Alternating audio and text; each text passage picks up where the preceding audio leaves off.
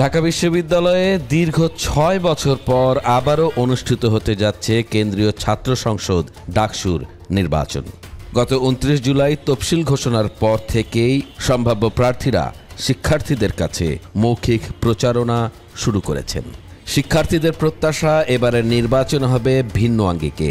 তারা বলছেন, এমন প্রার্থীকে বেছে নিতে চান যারা শিক্ষার্থীদের অধিকার ও দাবি আদায়ে সক্রিয়ভাবে কাজ করবে।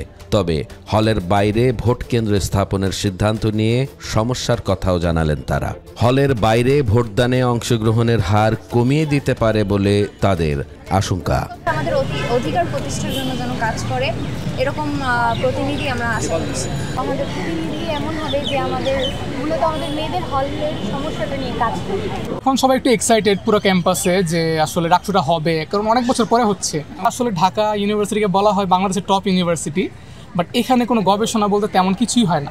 আমি চাই যে এমন একজন ভিপি যে আসলে আলটিমেটলি আমরা যারা গবেষণা করতে চাই সামনে তাদেরকে যেন একটা ভালো প্ল্যাটফর্ম দেওয়া হয়। আমাদের সাধারণ শিক্ষার্থীদের অধিকার আদায়ে সবসময় আমাদের সম্মুখ সারিতে থাকবে। তো এবারকার ডাকসু একটু ভিন্ন আমেজে ভিন্ন আঙ্গিকে হবে। আমার কাছে মনে হয় যে যারা জুলাইয়ের সময় এবং জুলাই পরবর্তী সময়ে শিক্ষার্থীদের অধিকার আদায়ে সোচ্চার ছিল, এমন ব্যক্তি এবং এমন ছাত্র সংগঠনকেই শিক্ষার্থীরা বেছে নেবে।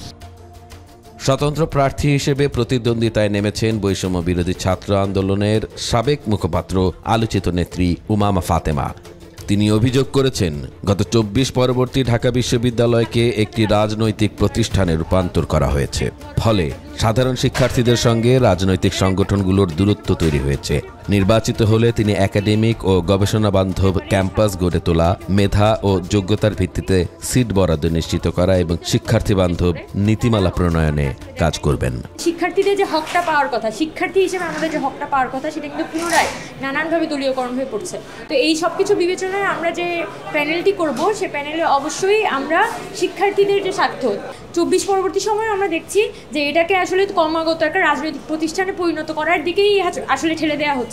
তো সেই সব কিছু বিবেচনায় আমাদের প্যানেলের ভাষাটাও এবং প্যানেলের যে এজেন্ডা সেটা আমরা এভাবেই সেট করব যাতে ঢাকা বিশ্ববিদ্যালয়কে আমরা একটা একাডেমিক রাজনীতি সচেতন কিন্তু একাডেমিক এবং গবেষণা বান্ধব একটা বিশ্ববিদ্যালয় হিসেবে গড়ে তুলতে পারি। ইসলামী ছাত্র শিবিরও এবার নির্বাচনে সক্রিয়ভাবে মাঠে নেমেছে। তাদের দাবি জয় পরাজয় নয়, শিক্ষার্থীদের ভোটাধিকার নিশ্চিত করাই মূল লক্ষ্য।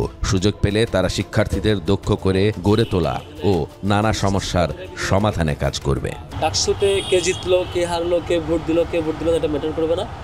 ম্যাটার করবে হচ্ছে শিক্ষার্থীরা ভোট দিতে পারলো কিনা, ডেমোক্রেটিক প্র্যাকটিস করতে পারলো কিনা। আমরা চাইবো বিশ্ববিদ্যালয়ের সকল শিক্ষার্থী যার যে ক্যাটাগরিতে যে লিমিটেশন, যে ক্রাইসিস, যে সম্ভাবনা প্র্যাকটিস করতে পারছে না, সম্ভাবনা বিজয় করতে পারছে না, সেখানে আমাদের যে রিসোর্স দিয়ে যেভাবে হেল্প করলে পরে প্র্যাকটিস হয় সেভাবে করবে। অন্যদিকে মুক্তিযুদ্ধ ও নারীর পক্ষে অবস্থান নেয়া সংগঠনগুলোর সঙ্গে বৃহত্তর ঐক্যের ডাক দিয়েছে বামপন্থী ছাত্র সংগঠন বিপ্লবী ছাত্র মৈত্রী। নির্বাচিত হলে নারী শিক্ষার্থীদের আবাসন ব্যবস্থা উন্নয়ন, হলের ক্যান্টিনের খাবারের মান উন্নয়ন সহ নানা সংস্কারমূলক উদ্যোগ নেয়ার প্রতিশ্রুতি দেন এই ছাত্রনেতা। আমরা শিক্ষার পরিবেশ উন্নত করতে চাই। বিশ্ববিদ্যালয়ের প্রত্যেকটা শিক্ষার্থীর জন্য একটা খাট, একটা টেবিল, একটা র্যাক যাতে থাকে প্রত্যেকটা শিক্ষার্থীর জন্য, 100% শিক্ষার্থীর জন্য আবাসন নিশ্চিত করার জন্য আমরা লড়াই করবো জিতে আসার পর। এখানকার যে নারী শিক্ষার্থীরা আছে, নারী শিক্ষার্থীরা সবচেয়ে বেশি অবহেলিত, সবচেয়ে বেশি বৈষম্যের শিকার। সবার আগে যে যাই প্রায়োরিটি দিতে হবে, এই 57% নারী শিক্ষার্থী যদি হলের বাইরে থাকে তাদেরকে সবার আগে হচ্ছে হলের মধ্যে নিয়ে আসতে হবে। তাদের জন্য নতুন হল করতে হবে, সেটা ক্যাম্পাসের মধ্যেই করতে হবে। যে আমরা নির্বাচিত হয়ে আসলে বিশ্ববিদ্যালয়ের প্রতিটা হলের ক্যান্টিন বিশ্ববিদ্যালয় প্রশাসন কিংবা হল প্রশাসন নিজ উদ্যোগে নিজ দায়িত্বে সে পরিচালনা করবে, তার নিয়ন্ত্রণে।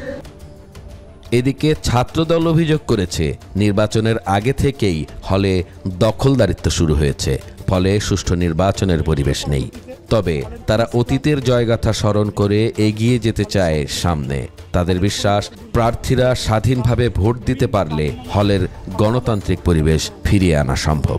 আপনারা যদি ইতিহাস ঘাটেন, 80-র দশকে ওই সময়ে জাতীয়তাবাদী ছাত্রদলের ছাত্র সংসদ ভিত্তিক যে রাজনৈতিক ইতিহাস, ছাত্রদের একটা জয় জয়কার ছিল এবং আমরা সেই জায়গাতেই আবার ফিরে যেতে চাই। এখানে কেউ কাউকে ছাত্রলীগের আমলে আমরা যেটা দেখেছি, গেস্টরুম কালচার, গেস্টরুমের মাধ্যমে শিক্ষার্থীদেরকে জোর করে বিভিন্ন প্রোগ্রামে মিছিল মিটিংয়ে নিয়ে যাওয়া কিংবা গণমের মাধ্যমে যে নির্যাতনের হাতিয়ার তৈরি করা হয়েছিল, এই ধরনের ছাত্র রাজনীতি ছাত্রদল কখনো চায় না। এবং এই যে গেস্টরুম গণদম কেন্দ্রিক যে নির্যাতনের রাজনীতি, এটা জাতীয়তাবাদী ছাত্রদল এটা বিলোপ চায়। তফসিল অনুযায়ী আগামী 9 সেপ্টেম্বর অনুষ্ঠিত হবে ডাকসু নির্বাচন। তবে ছাত্র রাজনীতি নিষিদ্ধ থাকার কারণে আবাসিক হলে সাংগঠনিক কার্যক্রমের বাইরে থেকে কিভাবে প্রার্থীরা প্রচারণা চালাবে সেটাই এখন বড় প্রশ্ন হয়ে দাঁড়িয়েছে।